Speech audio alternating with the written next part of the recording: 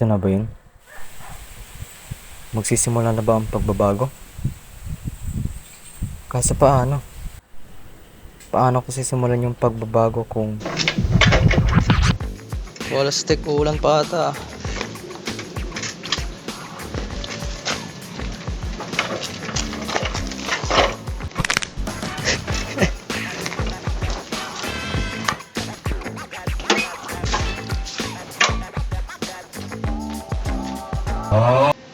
May patali-tali pa kasi ng ganito. Kala mo naman kasi ang layo ng pinuntahan eh. At gusto ko lang mag-tent kasi wala lang, parang ang peaceful kasi pag camping. Ano yun? Hindi ko matanggal. So yun, parang hindi tuloy ang camping ko kasi hindi ko matanggal.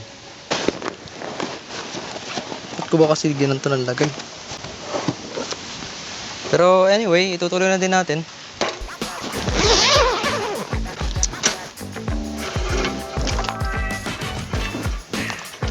So yun nga, nagbili ako ng tent kaso ang problema ay hindi naman makapag-camping masyado.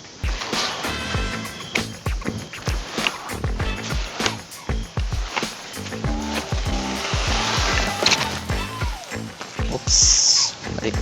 Parang ating assemble. Automatic daw to eh. May ilang beses ko pa lang naman kasi ito nagagamit simula nang binili ko.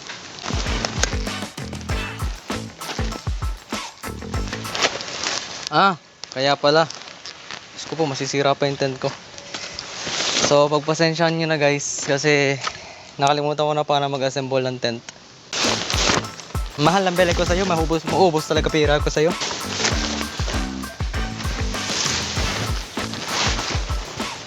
Yes, at napili kong mag-camping sa Mabato. Teka, para may nakikita akong gamit sa gilid. Silipin ko lang. Yun oh.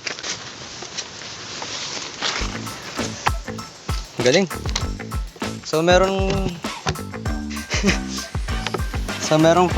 folding table na galing sa tent. Para may isa pa.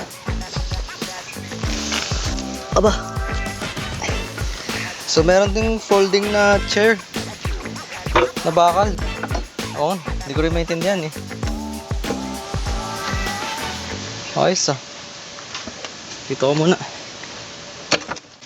Parang ang init. May laman ka pa ba? Baka meron ka pa ibubog ah. Uy, ano to?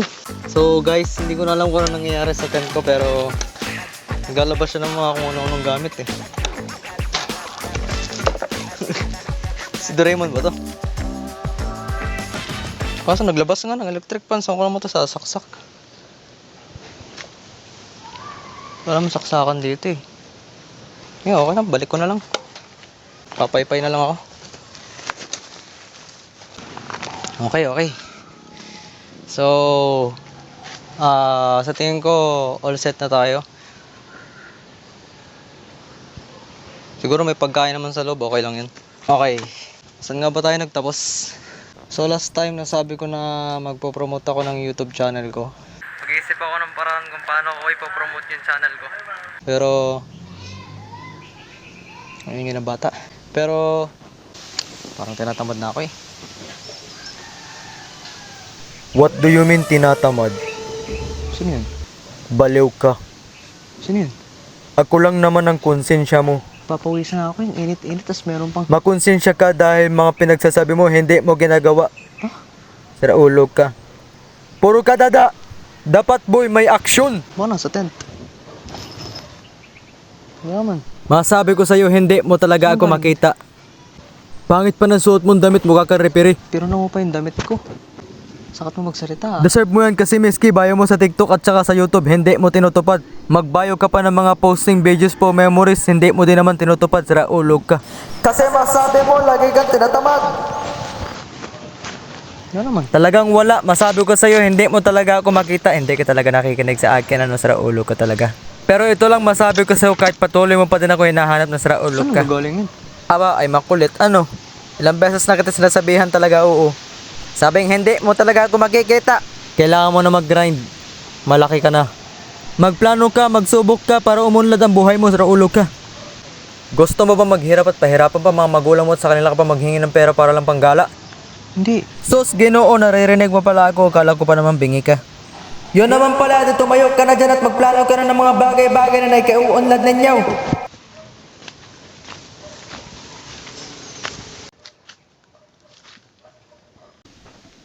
Yan?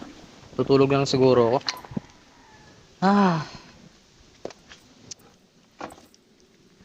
Yan na yan. Wala namang magnanakaw. Oh. Bato dito ah. Bato pala. Pala ako nagdala ng panlatag or something. Ang init pa. Baka masira pa to kasi manipis. Okay lang. Walang makakapigil sa akin pagtutulog. Naging tamad ba talaga ako? Ano? Okay lang yan. Pero sa totoo lang, kailangan ko na nga magplano para makatulong ako. Tama.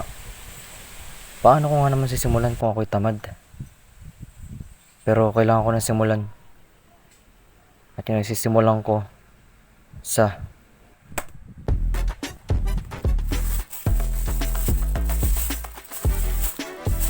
yes, at ito nga.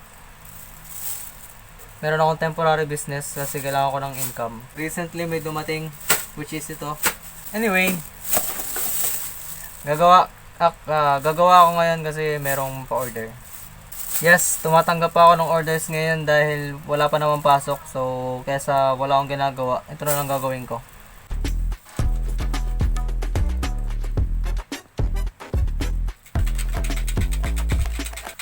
On the way na ako para mag-deliver. Yes, at nakabike lang ako. Yun, nasa Pag-asa na tayo. At andito na yung order. Kikitain ko lang si Minor. Ha! By the way, nagbenta din ako ng kalamansi kay Axel. Isip ko ibenta dahil nakita ko siya na nakaraan na nabili ng kalamansi sa may tindahan. Sa amin na lang. Kailangan ko kasi ng pera. At the same time, nagawa din ako memories. Yes, malapit yung mukha ko sa may camera dahil maingay dito sa labas. Baka hindi nyo marinig. Kaya, ayun. Baka sabihin yung pangatan naman ng camera angle ko, which is totoo naman. So, yun guys, nakabenta na ako at pauwi na ako. So, okay guys, ngayon nanonood ako ng raffle. Mahabang kwento bakit ito nangyari pero may kinalaman dito si Marcos. Yes. Ayan po, for our first one, number 6, 9, 5, 4, 6954. Congrats po. Marcos, ito lang masabi ko sa'yo. Kapag dito sa 20 na may price na to, wala tayong nakuha, napakamalas natin. Lalo na yung number na pinili ko. Para po sinasakyan na lang po ng ating grand prize winner. Ayan po ang ating 19th ball winner. Pang 20th ball na. Congrats. At ngayon, Ayan, mag-recap Di ko alam. po tayo ng mga nanalo na. Then, grand prize na po. Ayan po. First ball to 10. And 11 ball to 19. grand prize na yung kasunod. Guys, good luck. Ito na yung grand prize winner. Ayan, inaano na.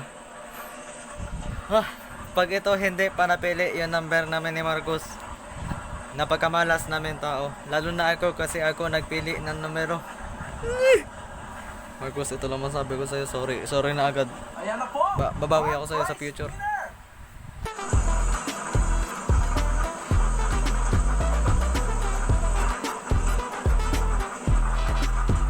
Ayan na po ang ating grand prize winner for our first pod. Number 0. Marcos, wala. Talo tayo. Unang numero pa lang, talo na tayo. Sa nanalo, congrats sa'yo. Malas kami. Ang isa doon na isa sa aking pinagkakaabalahan. Tama ang konsensya ko na dapat na akong kumilos. Kung nais yung makita ang iba ko pang plano sa buhay ko, halika, samahan niyo ako.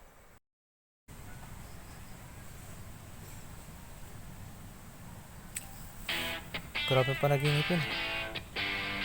Parang handa na ako pumasok. Let's go!